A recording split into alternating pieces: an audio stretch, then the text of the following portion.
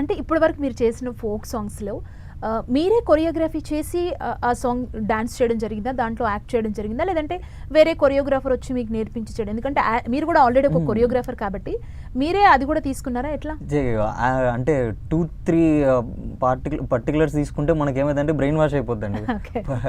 Choreography తీసుకొని, direction తీసుకొని, acting తీసుకుంటే కొంచెం ఆ ప్రెషర్ మెయింటైన్ చేయలేరు, ఆ స్ట్రెస్ మెయింటైన్ చేయలేరు. సో ఇప్పుడు ఏమైపోద్దంటే, ఇప్పుడు ఒక యాక్టర్ అతనే డ్యాన్స్ కొరియోగ్రఫీ చేసుకోవాలి, అతనే నేర్పించుకొని అక్కడ చేయాలంటే అతనికి ఫుల్ స్వెట్ అయిపోద్ది.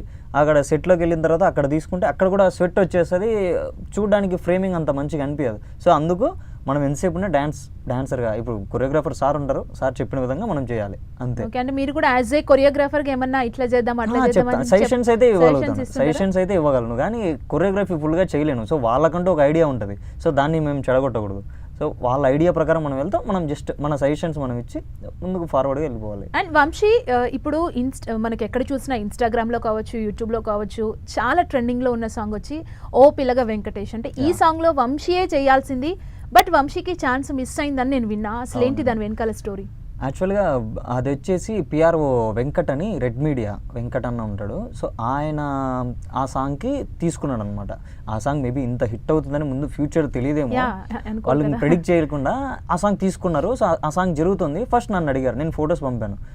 సో ఓకే అన్నారు, అంతా ఓకే అయిపోయింది. సో నెక్స్ట్ డే ఏం చెప్పారు, నీకు బిఎడ్ లేదు, సో అందుకు నేను కాకుండా వేరే వాళ్ళని సెలెక్ట్ చేసుకున్నావు అన్నారు. సో బిఎడ్ ఉండాలన్నమాట, ఎక్కువ ఉండాలని చెప్పేసి నా కర్మకి నేను అప్పుడే తీసేసుకున్నా, నా బ్యాడ్ లక్. అట్లా చేంజ్ అయిపోయి వేరే వాళ్ళకి చేయాల్సి వచ్చింది. బట్ వాళ్ళు కూడా చాలా బాగా చేశారు. మేబీ నేను కూడా అంత మంచిగా చేయలేను, కానీ అన్న చాలా బాగా చేశాడు.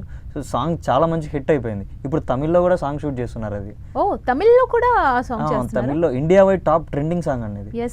ఇండియాలో టాప్ ట్రెండింగ్ సాంగ్ ఉండింది. సో ఆ సాంగ్ తర్వాత మళ్ళీ ఇప్పుడు తమిళ్లో కూడా షూట్ చేస్తున్నారు ఆ సాంగ్. అంటే మీకు ఇండస్ట్రీకి వచ్చిన కొత్తలోనే అవకాశాలు అనేవి వచ్చి చేజారిపోతాయనే ఒక టేస్ట్ వచ్చేసింది మీకు. అప్పుడు మేబీ అప్పుడు నేను అంత ఫీల్ అవ్వలేదు, కానీ ఉన్నిలే సరే ఏదో ఒకటి అయిపోయింది, సో బిఎడ్ లేదు. మళ్ళీ సాంగ్ హిట్ అయిన తర్వాత అప్పుడు ఎట్లా అనిపించింది వంశీ? ఇప్పుడు ఎందుకంటే మీరే చెప్తున్నారు టాప్ ఇండియాలో అదే సాంగ్ ఉందని చెప్పి, ఇప్పుడు ఏమనిపిస్తుంది మీకు? సో అప్పట్లో నేను అంత ఫీల్ అవ్వలేదండి. అప్పట్లో అరే ఉన్ని సరే మనకి ఏది రాసి పెట్టుంటే అదే వస్తుందిలే అనుకున్నాను. సో మళ్ళీ ఇది సాంగ్ హిట్ అయిన తర్వాత అరే ఎందుకు చేయించుకున్నాను, మంచి సాంగ్ మిస్ చేసుకున్నాను, మంచి అవకాశాన్ని పోగొట్టుకున్నానని చెప్పి చాలా అంటే చాలా బాధపడ్డానండి.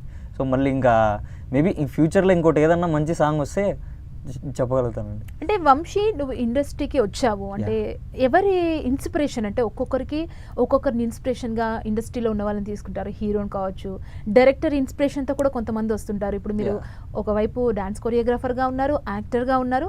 ఎవరు మీ ఇన్స్పిరేషన్, ఎవరు ఇండస్ట్రీకి రావడానికి? నా ఇన్స్పిరేషన్ వచ్చేసి మామూలుగా మ్యాక్సిమం అందరికీ ఇన్స్పిరేషన్ ఒకరే ఉంటారండి.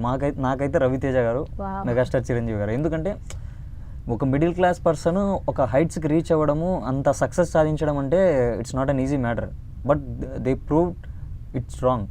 అసలు మనము మనిషి అనుకుంటే ఏదైనా సాధించవచ్చు అనే విషయాన్ని కళ్ళకు కట్టినట్టు చూపించారండి వాళ్ళు. సో ఇన్స్పిరేషన్ అంటే రవితేజ గారు అండ్ మెగాస్టార్ చిరంజీవి గారు.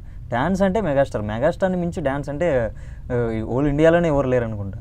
అంటే ఇప్పట్లో మేబీ కొంచెం అలా ఇలా ఏజ్ మీద పడే కొద్దీ డల్ అయి ఉండొచ్చు, కానీ ఒకప్పుడు మెగాస్టార్ గారు డ్యాన్స్ అంటే చొక్కాలు చింపుకొని మొత్తం అంతా అట్లా ఇట్లా చేసుకునే వాళ్ళం అండి. అంత పిచ్చి మెగాస్టార్ గారు డ్యాన్స్ అంటే.